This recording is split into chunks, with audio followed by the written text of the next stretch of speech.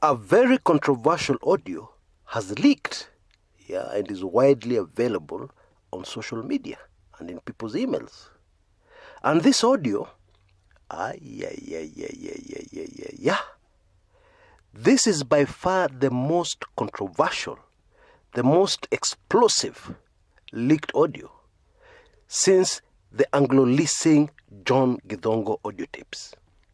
Older Kenyans will remember the very incriminating audios leaked by John Githongo, capturing cabinet ministers bang in the middle of the Kibaki administration, making very self-incriminating statements about themselves and their links to the anglo-leasing scam, where the Kenyan people lost billions. But even as controversial as that earlier audio was, it comes nowhere near this latest one. Because this latest one, wait for this one, mentions the President of the Republic of Kenya. Yes, it also mentions Raila Odinga, a handshake principle. And we will come to that very explosive issue shortly. But first, let us deal with yet another things which are happening in Kenya. Let us deal with yet another very hot topic currently. The alleged confrontation at the airport, Jomo Kenyatta International Airport, between Deputy President William Samoei Ruto and the Permanent Secretary Interior, Karanja Kibicho. Now, as I said yesterday, I think the time has come for us to ask the question, will the real government please stand up? Because we as Kenyans are getting totally confused. Because sample this, the Deputy President of the Republic of Kenya sits in cabinet. He's part of the executive. In fact, he is supposed to be the boss to the PS Interior, Bwana Karanja Kibicho. Okay? Well, that's not exactly the way it works in Kenya, and I'll come to that very shortly. I think I'm going to tell you a few things that will really shock you that you didn't know. But anyway, this public tiff, really confuses Kenyans. There's even another very recent example. Nairobi Senator Johnson Sakaja, on the floor of the Senate, talked at length, and fired barbs at length at the government. Now, according to our constitution, this is well in order, because although many Kenyans have still not been able to put their minds around this, according to that constitution, the legislature is supposed to play an oversight role on the government. It's actually supposed to be some kind of opposition. But you and me know that is not the way things work in Kenya. Sakaja is government. Never mind that is very close, extremely close to President Uhuru Kenyatta. Anyway, on the floor of the House, Sakaja complained, and criticized the government for treating Kenyans like children. He asked the government, is the government at war with its own citizens? And he gave examples. He said, for instance, with the Huduma number, all kinds of threats have been given to Kenyans. And that is absolutely true. I, for one, know that many of my friends in Mombasa are told, without the Huduma number, you will not be able to use M-Pesa. Your M-Pesa will just go off. Now you can understand the long queues. Those long queues you see in the press, people fighting for space in the lines, people lining up at night to get the Huduma number, is due to threats from the government. And of course, no sane person can take threats from the government lightly. And Senator Sakaja gave a very good example. He gave the example when the country banned plastic paper bags. Within a very short time, the government talked to Kenyans, and Kenyans understood, and Kenyans complied. And this thing was implemented so fast, so super fast, most people didn't believe. So what is it about this Huduma number?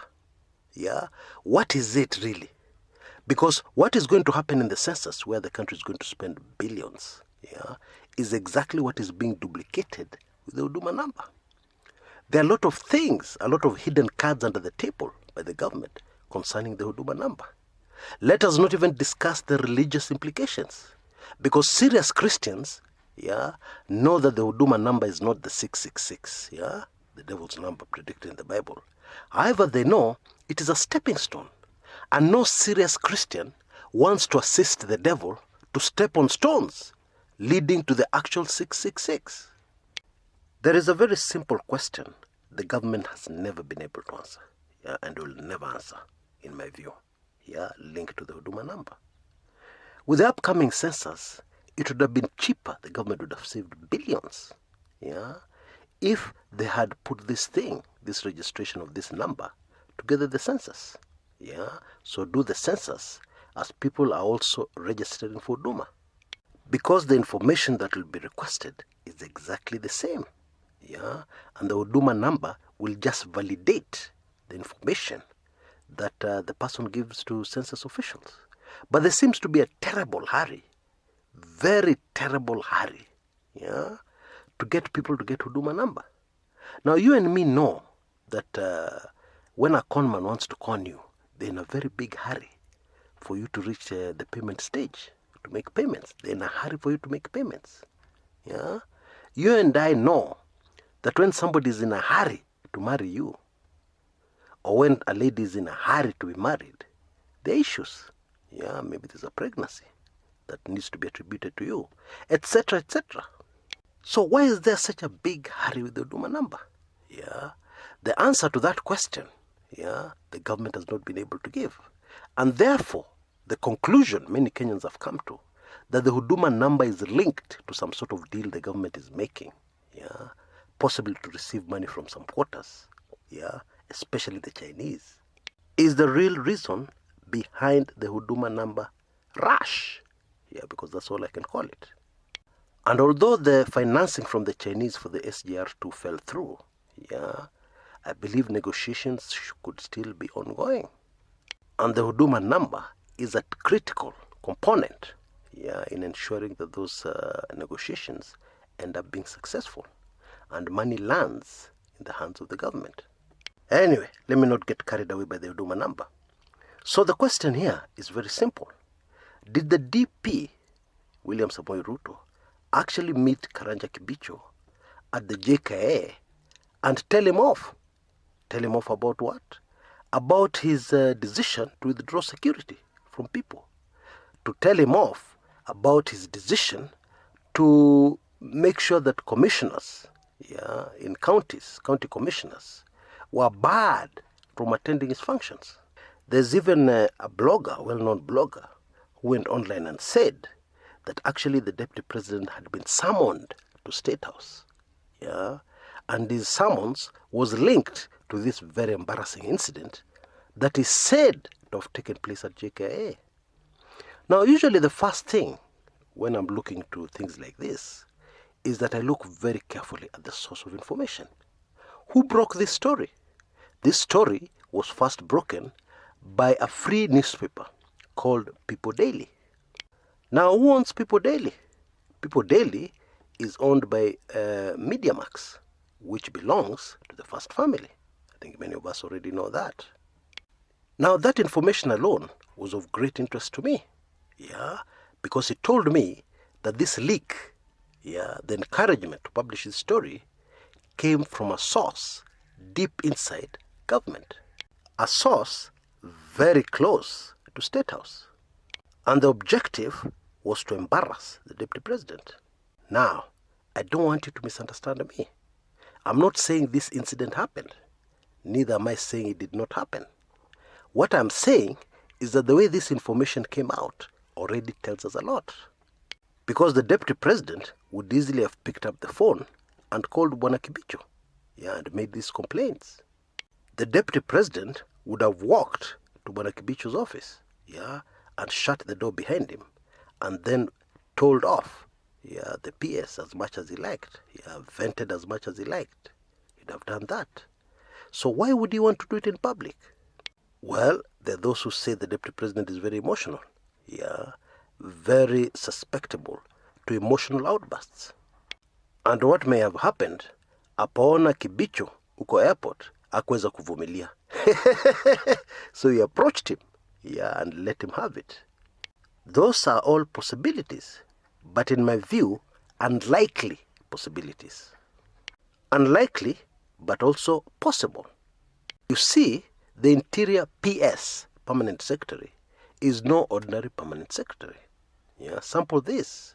When the late CS Interior Joseph Nkaiseri was around, there was a time when there were very many things which Kibicho knew, which Nkaiseri had no idea. And the situation is the same today. There are a lot of things Kibicho knows that Fred Matiangi, the CS Interior, has no idea, no inkling. And I'll explain why. Now, we all know that the president receives very regular intelligence briefings, almost daily. Okay, that is true. However, the details of those briefings are handled by the PS Interior. Is the one who follows up, where they've decided to take action, is the one who follows up. In fact, it is Kibicho who receives the full daily intelligence briefing. And then he decides what should be brought to the president's attention, because the president is busy. What he can handle himself never reaches the president. It could be in a bulky report on his table, but it is not brought to his attention during his daily briefings. The Interior PS is really the PA to the President of the Republic of Kenya. That's how it works. So it makes sense that many times even the CS Interior will not be aware of many things. You know, when Bwana Karanja Kibicho took up this post of PS Interior, he had something very interesting to say about that period. He said he had to stop drinking. His social life was greatly adjusted. Why? Because this is the kind of job where you need to remain sober 24/7, around the clock, so that you can make quick, critical decisions. The kind of decisions that leave you very little room for error. Bottom line, in my view, and I could be wrong, this encounter between the Deputy President and Kibicho never took place. And if it took place, it was not a long one. Maybe it was just a confrontation. Wewe, uko sure unajua nini unafanya? Uchunge, kwa sababu serikali ikibadilika, utajikuta pabaya. Usizubae, pia angalia mambo ya kesho. Now, that kind of encounter will not even take a minute to get that vitriol out of somebody's system. Won't take a minute. But the way this incident has been reported is that the guy was given a long lecture. And this lecture was being witnessed by baffled security chiefs who are usually at the airport to welcome President Uhuru Kenyatta. Because in this instant, he was coming back into the country from a brief visit to Rwanda to attend an ICT forum. But the really significant news here, in my view, is that the war, the vicious war against the deputy president, is ongoing. Anyway, let us now move to the gold scam. And I'm going to play you that audio, that controversial audio, so that you listen to it for yourself. And then I'll come back in a bit.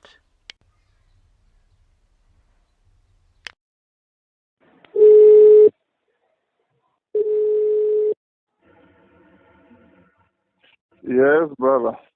What's happened, Moses? How are you? Not very good. I don't know what to answer because today is Sunday. Now something is happening. What's going on? Raila met with the head of state on this matter. Okay. And explained to him. Yes. And the head of state has called the minister. Yes, but you have very easy. Minister is your partner. Why you have to go to the other guy? I don't understand. Let me just tell you what is happening. Okay. He's seeing him tomorrow. Yes. He's my neighbor. I've seen him this morning. And he's told me the head of state has been away in Mauritius for a week. He will see him tomorrow. And he says, hopefully, in the course of the week, we will be able to finish up this matter once and for all. There are no issues because the items are safe. And since Raila brought to the attention of the boss, let him also go and explain to him what has been done so far. Then he will communicate to you. Who will communicate it to me? Through either Raila's people or through Zahir. Okay. To send your vessel to come and pick the items. So it is okay. Look, my brother, this is something where you and me, we have to clarify it from now. It's very good even for you to know what's going on. Look, yes. When it was capped, this things of these guys, I was in the meeting. When they said, I told you, I have a friend, and you said, you will fix it. And you send your people. Zahir was the nominate by what you're saying of the minister to take care of his participation, this and that, and we bring it absolutely whatever you and the minister saying to us with it. Now, after that much time, your word and the minister and Matiangi and Zahir, they don't trust to no one else. They want the actions. They have more than yes. It is going to be done, my brother. I've told you. Just know that it's going to be done. But this is why we heard almost these 5 months, Moses. If we know that they are any movement on these codes and these things of these people, believe me, any movement will be a disaster for all of you, myself is included. Because there will be none whatsoever. Take my word, my brother. There will be none. What is be none? There will be no negative movement. It's only going to be positive and going to be resolved and done. Then is our goals of these people and are in the hand of who is right now? Because it was in the hands you and Matiang. And Matiang called and saying with you that he's in his control, no? It is not in my hands, it is in the hands of the state. Like it was before. No, it was not before. You say it, you have it before, and Matiang said it has under his control. If you remember, we have all his capacity as minister, not in any other capacity. He's a security minister. And he has all our goals as a minister. Now, there are a few things I want us to take careful note of. Yeah. In my view, this audio confirms that there was no fake Matiangi involved in this. The Matiangi who was involved in this must have been the real Matiangi. Of course, I've had my doubts right from the beginning, even before this audio emerged. Yeah, I've had my doubts as to the information that we've been fed, that the gold scammers were dealing with the fake Matiangi. Why? Okay, I'll answer you by asking you a simple question. If you're dealing with a foreign country, yeah, a foreign government, you as a person, and in the course of your transactions, you are taken into a meeting with somebody whom you are told was the interior CS of that country, what's the first thing you do? You know the answer. You'd rush to Google, yeah, try and read up a bit of information about him before your meeting. Yeah, that is just basic common sense. And of course, you would come across his photograph, yeah, that interior CS. What that means is that it would be impossible, yeah, highly unlikely, for you to be fooled by a fake Matiangi coming to the meeting. Now that is you and me, ordinary people. But we're talking about these guys in Dubai, yeah, and they're dealing with millions and billions. These are not stupid people. These are not people who will be easily fooled. And even you, just from the audio you have just listened to, that is rather obvious. Yeah. You know, not being able to talk good English does not mean you're not intelligent. Many Kenyans don't know that. Anyway, in this audio, Bwana Wetangula clearly mentions the cabinet CS, Interior, and he clearly mentions Raila Odinga and Uhuru Kenyatta. So where did this story about the fake Matiangi come from? Well, I have a very good guess. It came from fixers, yeah, people trying to do damage control when this story came out. The other super interesting thing here is the source of the audio, or the source of the leak. Who leaked it? Do you for a minute think that Senator Wetangula would have leaked a self-incriminating audio? No way. Or do you think our local intelligence service would have leaked an audio, that mentions the president's name? Do you think they'd have done that? No way. So who leaked it? Well, the person on the other end. That is the most likely answer to that question. Now, Dubai must be pissed off with the way the Kenyan government is handling this situation. Because so far, we have seen the arrests of small people. Watu wa mkono. The idea must have been to show Dubai that some action is being taken. But Dubai are not stupid. They're not taking this lying down. So, what do? They decide to leak information, that will smoke out all the big players involved. And this is exactly what this audio is. Because what Dubai is interested in is not court cases. They're not interested in that. They're not interested in the government of Kenya being seen to be taking some action. No way. So what are they interested in? It's very simple. They're interested in the recovery of their funds. And trust me, these leaks will not stop until that money is returned. Now, I'm sure some Kenyans sat down somewhere and said, 250 million, that is nothing. These guys are rich. Dubai is super wealthy. I mean, those guys, 250 million is pocket change. Petty cash to those guys. So nothing will happen. In my view, if indeed there were people who spoke like this, then they ignored the basics in human nature. Let me ask you a very simple question. Who is it easier to get a 10 shillings coin from? Not even a lot of money, just 10 shillings. Who is it easier to get 10 shillings from? A multi-billionaire or some poor fellow in the Kibera slums? Think about that one. And you'll realize that actually it's much easier to get this 10 shillings from an ordinary person or a poor person than it is to get it from a multi-billionaire. I mean, people who have money, try and steal even a shilling from them. Utajua ujui. Folks, what we have ahead of us is serious drama. And the only thing those involved can do is to look for 250 million and pay back Dubai. Then this matter will end. Indeed, that's what they should do quickly if they have not already done it. But if they choose not to and to continue playing their games, drama itapanda.